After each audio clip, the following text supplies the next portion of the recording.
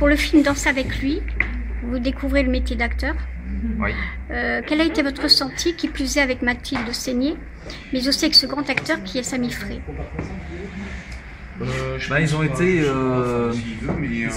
ont été adorables parce qu'ils m'ont accueilli pas comme quelqu'un de novice, ils m'ont vraiment accueilli comme quelqu'un, je dirais, de normal dans le cinéma, alors que j'arrivais de nulle part. Moi, à l'origine, ce qu'il faut savoir pour danser avec lui, c'est que je n'étais pas prévu pour le rôle, j'étais prévu juste pour dresser les chevaux. Et je pense que ça nous a aidé aussi dans notre relation, c'est que le fait que je prépare des chevaux à attaquer, à faire des choses comme ça qui étaient quand même assez houleuses, on avait un espèce d'échange. Moi, j'étais en attente de leurs conseils pour jouer, et eux étaient en attente de mes conseils pour se retrouver face aux chevaux. Et c'est très intéressant, et je pense que les chevaux, encore une fois, ils ne sont pas pour nous. J'ai visionné votre site et j'ai regardé Horsepower, tourné en avril 2010. C'est une belle rencontre avec Martin White. Mais par contre, attends, Horsepower, c'était quoi ça?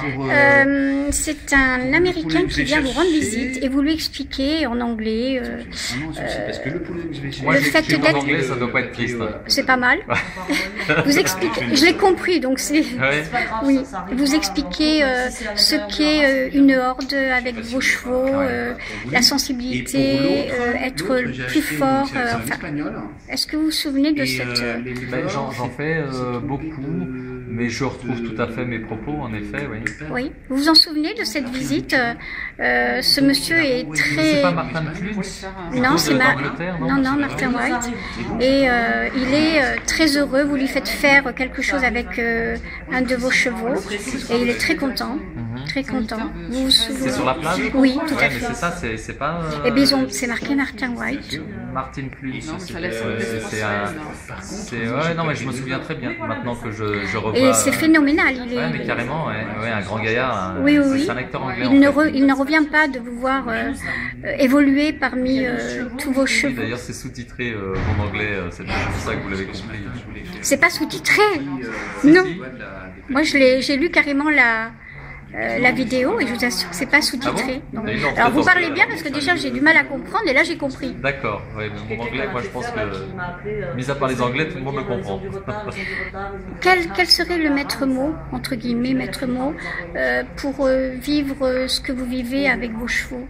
Le maître mot, c'est de respecter la façon dont on a été créé par rapport à ces animaux, c'est-à-dire dominant.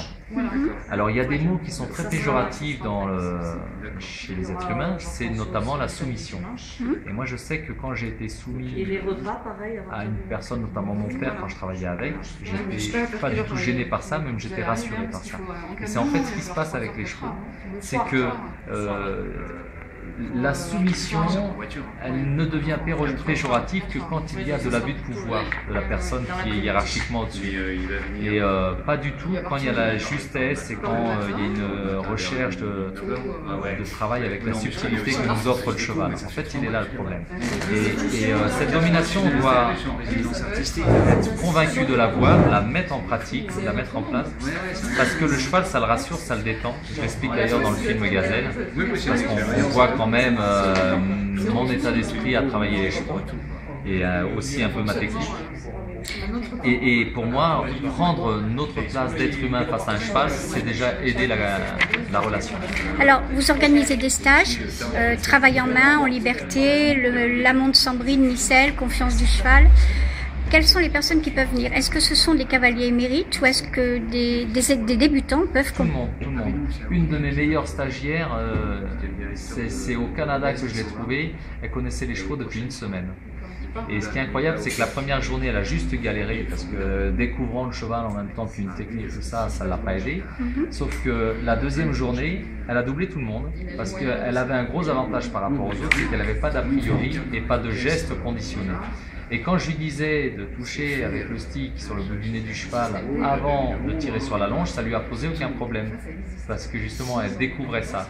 Et les gens qui ont l'habitude de faire des gestes, on ne peut pas leur en vouloir parce que ces gestes conditionnés sont là et il est très difficile de s'en défaire. Du coup, voilà, ça a permis à cette stagiaire, donc voilà, ça répond à la question, on peut venir tout à fait novice dans les stages. Les stages durent combien de temps? 2 jours. 2 jours. Est-ce qu'en 2 jours, on peut avancer énormément avec son cheval, en confiance? En 2 jours, il se passe des choses incroyables parce que en fait, il est plus long de se faire comprendre auprès des êtres humains que des chevaux. Le cheval, en 2 heures, il adhère. Et puisque c'est des choses qui sont confortables, qui le rassurent, qu'on lui propose, forcément que dès qu'il sent ce chemin-là, il y plonge.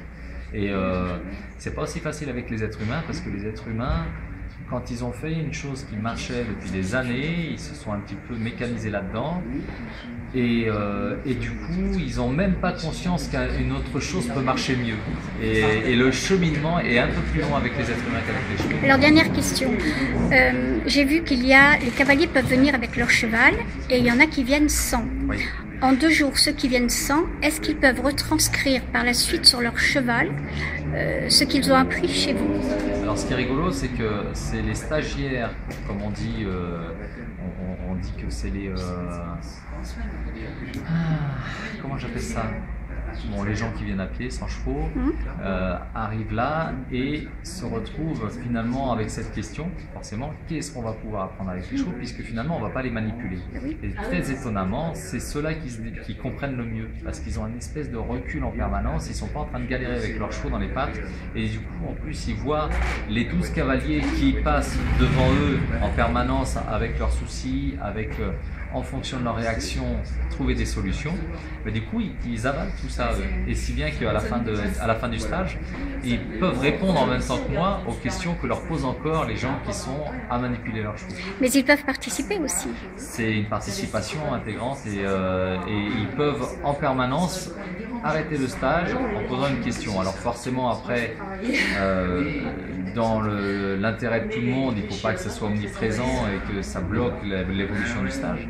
Mais bien sûr, ils ont cette liberté, ils ont cette possibilité de poser des questions. Merci. De rien.